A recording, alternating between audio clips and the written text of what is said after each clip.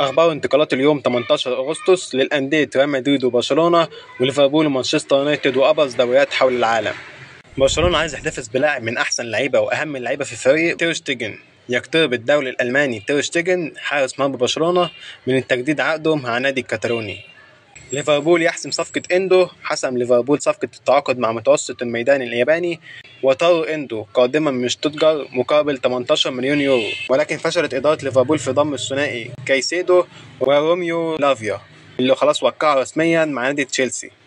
وعرض إيطالي لضم بافارد لاعب بايرن ميونخ. قدم إنتر ميلان عرض رسمي لضم بنجامين بافارد من صفوف بايرن ميونخ مقابل 35 مليون يورو، لكن إدارة بايرن ميونخ متمسكة ب 40 مليون يورو وبنود إضافية.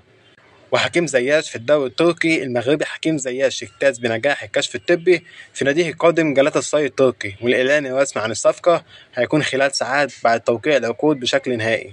نخش بقى على الدوري السعودي وصفقات الدوري السعودي.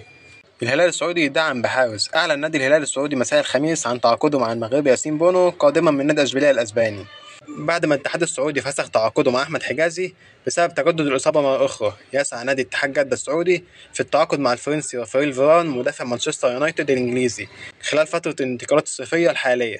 لابورت في طريق للنصر السعودي. قال موقع مانشستر إيفنينج نيوز إن مانشستر سيتي قد وافق على عرض النصر لضم مدافعه إيمريك لابورت. وتواجد قلب الدفاع